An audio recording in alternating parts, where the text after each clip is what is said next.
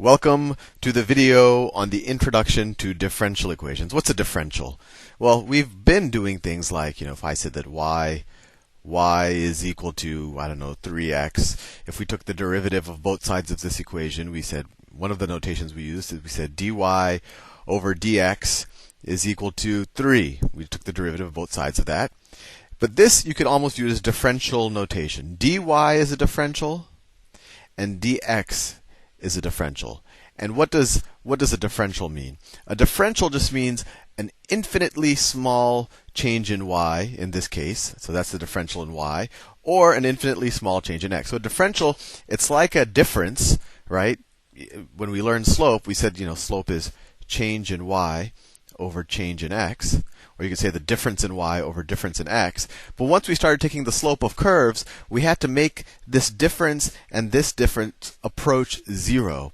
And that's what a differential essentially is. A differential is a really infinitely small difference. So what is a differential equation? Well, it's an equation that involves differentials.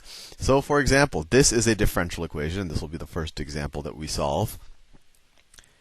dy over dx is equal to x squared plus 1. And so how do we solve this differential equation? Well, there's a couple of ways you could say it. You could say, this is the same thing as f prime of x if, y was a function of x, and you just take the antiderivative of both sides. But let's solve this properly as a differential equation. So you can actually manipulate these differentials the same way that you would manipulate numbers for the most part. And so what can we do here? Well, let's multiply both sides of this equation by dx.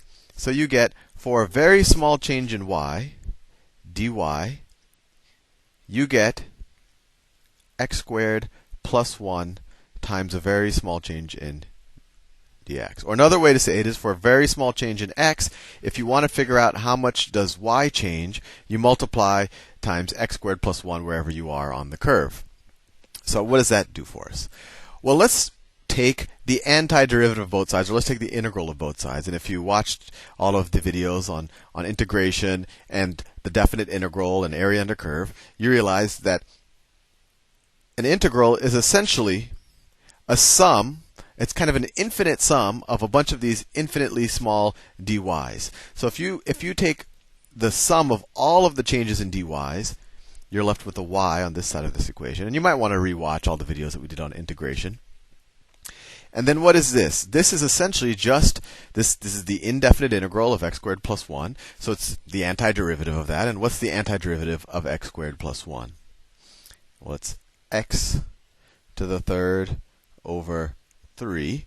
And we're just taking the derivative backwards. And once again, watch the videos on the antiderivative. There's, I think, 8 or 9 of them.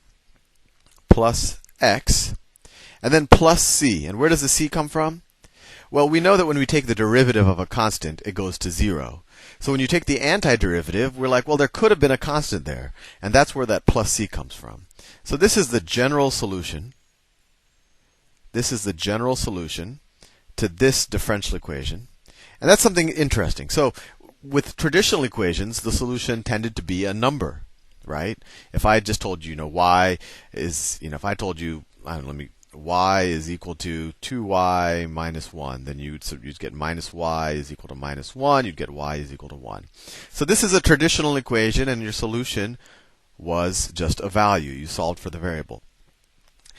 Differential equations are something different. The solution is actually a function. You're saying, what function satisfies this differential equation? So that's something to keep in mind. And right now we're doing very basic differential equations, but that's something to keep in mind the whole time you learn differential equations. I think I'll eventually do a playlist on essentially an introductory course on differential equations that you would take at college, and that applies even when you start doing partial differential equations, et cetera, et cetera. The solution to a differential equation is not a number; it is a function. So anyway, this was the general solution to this differential equation. And then if you want the particular solution, people normally give you initial conditions, or they give you points on the function, and then you can substitute back. So in this problem, they said that dy dx is equal to x squared plus 1, and then they said that, let me switch colors. They said that y is equal to 1 at x is equal to 1, or y is equal to 1 when x is equal to 1. So we can use this information now to solve for c. How do you do that? Well, it says y is equal to 1. So 1 is equal to, when x is equal to 1, is equal to 1/3, right? 1 over 3, 1 to the third power over 3, plus 1 plus c. And let's see what I can do. Subtract 1 from both sides. This becomes 0. Subtract 1/3 from both sides, and you get c is equal to minus 1/3. So using these conditions, a point where this function crosses through, we can now give you the particular solution to this differential equation. And that is y is equal to x to the third over 3 plus x minus 1/3. And we just solved for this c. And if you don't believe me, take this expression and substitute it here, and you will see that it equals, if you were to take the derivative of y with respect to x, you would see that it equals x squared plus 1. Let's do another one. So it tells us, and this is a little bit more interesting, it tells us, it says dy dx is equal to x over y. And it says, well, it has the same condition. So it says y equals 1 at x equals 1. Or when x equals 1, y equals 1. So let's find the function that satisfies this equation. This one's interesting because we have a x and a y on the right-hand side of this equation. So this kind of looks like something we got after we did some type of implicit differentiation. But let's see where we go. So let's do the same thing. Let's multiply both sides of this equation by dx. And so you get dy is equal to x over y dx. And let's get this y over onto the dy side, because it'll be easy to take the antiderivative then. So we get y dy is equal to x dx. Now we can take the integral of both sides of this equation. Take the antiderivative on this side with respect to y, on this side with respect to x. I don't know why I did it in brown. So what's the antiderivative here? Well, it is y squared over 2. And I could say plus c, some constant. Let me do that. There could be a constant here. I'll call it, I don't know, I'll call it c1. We don't know what that constant is. And that equals x squared over 2 plus c2, right? Some other constant. Maybe it's the same number. I don't know. But we don't know what either of these are. I could rewrite it as, let's see, what could I do? I could, well, let me take the x onto that side. So I could have y squared over 2 minus x squared over 2 is equal to, and let me subtract this from that side, so I get the constants all on the right-hand side of the equation. c2 minus c1, right? I just took the c1, put it on the right-hand side, took the x squared over 2, put it on the left-hand side. That's why it's negative. And we didn't know, we said this could be any constant and this could be any constant. So the difference between two arbitrary constants could just be a third arbitrary constant. So I'll just rewrite that as c.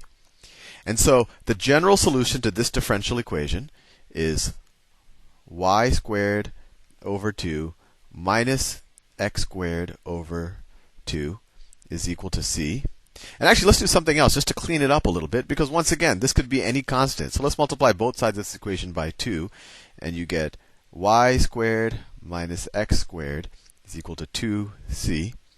Well, now this is still any constant number, so we could still write this as a c. So we have y squared minus x squared is equal to c. Now let's use our initial conditions to see what c is. So when y is 1, so 1 squared minus when x is 1, 1 squared is equal to c. Well, this is 1 minus 1, so it's 0, right? C is equal to 0. So what is the particular solution to this general equation, to this differential equation? I'll do it in green. It is y squared minus x squared is equal to 0. Or we could add x squared to both sides of that, and we could also write it as y squared is equal to x squared. Now you might be you might be tempted to take the square root of both sides of this and say that y is equal to x. And the reason why this would not be accurate is because here x could be minus 2 and y could be plus 2, or vice versa, right? So this would satisfy this equation, but it would not satisfy this equation. So be careful when you take that square root. You have to worry about the plus or minus. Let's do one more. Let's do one more. So this one says the derivative of y with respect to x is equal to, this is the square. Okay, so this is even a little bit more interesting. This is equal to the square root of x over y, the square root of x over y, and it says that y is equal to 4 when x is equal to 1. Right? Yep, I think I'm reading that right. Well, we could do this one very similarly. So let's just do the same step. So multiply both sides of the equation times dx. So you get dy is equal to, and I'm actually, just to skip a step, I'm going to rewrite square root of x over square root over y as the square root of x over the square root of y. And I multiplied both sides of that times dx. And now let's multiply both sides of this equation by the square root of y. And I'm just going to rewrite it as y to the 1/2 power, right? That's the same thing as square root of y. dy is equal to x to the 1/2 power dx. I just multiplied that there and rewrote it as y to the 1/2. And so what is the antiderivative of y to the 1/2 power? Well, it's just this plus 1, so it's y to the 3/2 power, y to the 3/2 power, and then times the inverse of this, so times 2/3. Or you could have said divided by this, either way. And if you're not sure about this, because sometimes it is confusing with the fractions and whatever else, take the derivative. 3/2 times 2/3 is 1, and then you subtract this 1 from the exponent, and you get y to the 1/2. So that works. And of course, we kind of go through the same drill. Plus c1 is equal to, it's going to be the same thing on this side, 2/3 x to the 3/2 plus c2. And what can we do? Well, let's take the x to the left-hand side of this equation. So we get 2/3 y to the 3/2 minus 2/3 x to the 3/2 is equal to c2 minus c1, which we can just rewrite as, c. And let's multiply both sides of this equation by 3/2. So these two will become 1. So you get y to the 3/2 minus x to the 3/2 is equal to, well, what's 3/2 times some constant c? Well, we didn't even know what it was. We haven't solved for it, so we can still write c. I hope that doesn't confuse you. 3/2 c, we didn't know what it was, so we could call this c3, and now this is c4. It's a different constant, but we still have to solve for it. And now let's use our initial conditions. So the initial conditions tell us that 4, and they don't have to be initial conditions. You can just kind of say conditions or points where we know that the function, the particular solution to this differential equation are satisfied.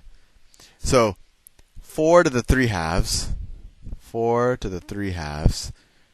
minus 1 to the 3/2 is equal to c. What's 4 to the 3/2? So 4 to the 1/2 is 2, and then that to the 3 power, that's 8. And then 1 to any power, but especially in this case, 1 to the square root of 1 is 1, and then to the 3rd power is 1. So 8 minus 1 is equal to c. And so c is equal to 7. And so the particular solution of this differential equation I will do in a different color, and it is y to the 3/2 minus x to the 3/2 is equal to 7.